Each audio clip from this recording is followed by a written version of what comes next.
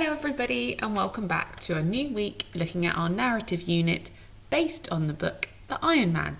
Today's date is Monday the 22nd of June 2020. This is our final week of our narrative unit and yes, you guessed it, we're going to start writing our own version of The Iron Man, an adventure story based on what we've read, and we're going to use a lot of the skills and writing techniques that we have been building over the last couple of weeks and try and implement it into our own independent writing. But don't worry, I'm going to be there every step of the way to help you along. Okay, let's get started then. Make sure you've got a pen or a pencil and a piece of paper so that you're ready to get started. Okay, let's just have a look at our story of the Iron Man. I'm just going to run through what happens at the different story stages. So we've got our main characters of the Iron Man and Hogarth, and in the beginning we're introduced to the Iron Man and we start with all of that action as he falls down the cliff into the sea. And we hear lots of description of the Iron Man to create that picture for our reader.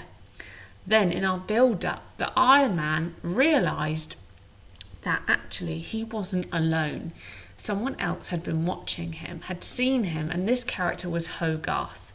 He wanted to find out more. He was a bit nervous about what he'd seen, but also very curious. He goes home, and before he really has a chance to tell his dad, they discover that actually the Iron Man has been wreaking a lot of havoc in their local community and all of the metal machinery had been eaten up. The farmers and the surrounding farms got really angry and planned a trap for the Iron Man. So then we move to our problem, the climax, the really exciting part of our story. The farmers, after lots of deliberation, decide to set a trap. They dug a huge hole and left a lorry there as bait to try and tempt the Iron Man. But Hogarth had a conscience and didn't want to destroy the Iron Man or bury him there. So he came up with another plan, and then we move to our resolution. So the next evening, Hogarth went to the scrap metal yard. He banged on the metal to attract the giant, and crash, crash, crash, the Iron Man arrived. And although Hogarth was really scared, the Iron Man agreed to live at the scrapyard where he had all the metal he could ever dream of. It was the Iron Man's idea of heaven. So we had a happy ending. Now, that is the basic structure of our story and the main events that have happened. You're going to be writing an adventure story based on this. We're going to have a main character, a mysterious character like the Iron Man, and we're going to have another character, our hero in our story as well. And you're going to change parts of the story along the way.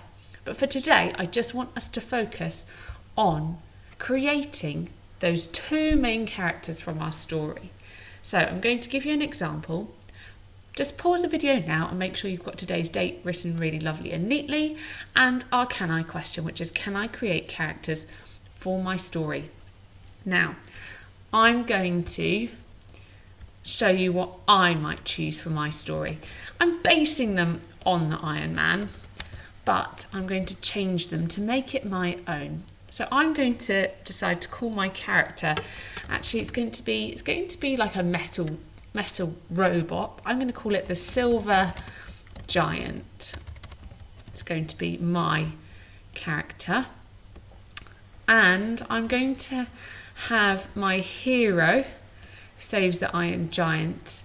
I'm going to have that, I'm going to actually change it from a boy to a girl because I can, and I'm going to call her Millie. And she's going to be my hero character. So I've got my names, I know what I'm doing now. What I would like you to do today is have a go at drawing a picture of your two main characters. Doesn't matter if you're not a brilliant artist, okay, you can use inspiration from what I've got here, or you can just have a go. The main important thing is that you're going to do a little bit of description about them as well. So you've got a clear understanding of who your characters are before we begin to write. So here are my examples for you. I have got a picture here of my silver giant. You can draw yours. You could get a picture off the internet if you wanted to help you with your inspiration. And round the outside of my silver giant, I have described him, just like we did when we described the Iron Man. So don't forget, you can always go back to work that you've done in the previous weeks and magpie some ideas from there.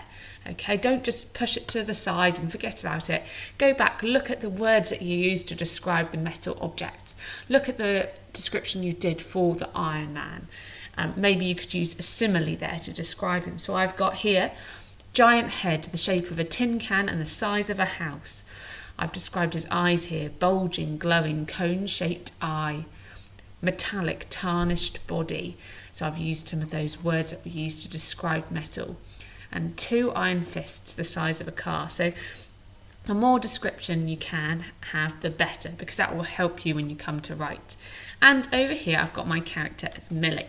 And around the outside of Millie, I'm not going to describe what she looks like, but I'm actually just going to describe her personality. So the traits of what she's like. I've got brave, imaginative, curious. I'm going to write bold, because she's going to be bold in my story. She's going to save the Iron Man as well. Curious, she wants to find out more about the Iron Man. And I'll let you fill in some extras there as well. So, up to you for today. Think about what characters you want. Remember, you can base it on the Iron Man. If you want to change your mysterious creature slightly, you can. It doesn't necessarily have to be a robot. It could be a robot made out of gold, silver like mine. It could be another type of mysterious creature. Okay, but the important thing is to keep my story and keep that thread through my story.